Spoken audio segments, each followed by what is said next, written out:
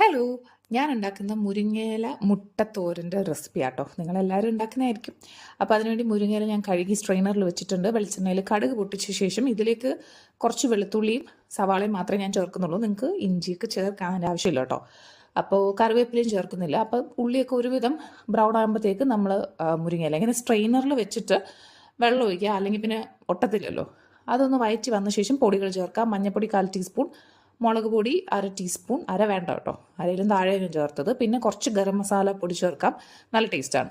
അപ്പോൾ ഇത് ചേർത്തിട്ട് നന്നായിട്ട് ഇതൊന്ന് റോസ്റ്റ് ആയി വരുമ്പോൾ കുറച്ച് എണ്ണ ഒഴിച്ച് നമുക്ക് 2 മുട്ട ഇട്ട് ചിക്കിയെടുക്കാം. ഈ ഒരു അളവിലേക്ക് ഞാൻ ഏകദേശം ഒരു കപ്പ് എന്നൊക്കെ പറയാം മുരിങ്ങയില എടുത്തിട്ടുണ്ട്. അപ്പം മുട്ടയ്ക്കും നമ്മുടെ മുരിങ്ങയിലേക്കൊക്കെ കൂടി വേണ്ടിയിട്ടുള്ള ഉപ്പും പെപ്പറും ഇട്ട് നന്നായിട്ട് റോസ്റ്റ് ചെയ്തെടുക്കുക. നിങ്ങൾക്ക് വേണമെങ്കിൽ കുറച്ച് തക്കാളി ചേർക്കാം കേട്ടോ, നമ്മുടെ ഉള്ളി ചേർക്കുന്ന സമയത്ത് അത് വേറൊരു ടേസ്റ്റ്. എന്നിട്ട് ഇതെല്ലാം റോസ്റ്റ് ആയി വന്ന ശേഷം കുറച്ച് തേങ്ങാപ്പീര ചേർക്കുക. അത്രേ ഉള്ളൂ. നല്ല ടേസ്റ്റ്. ട്രൈ ചെയ്ത് നോക്കണേ.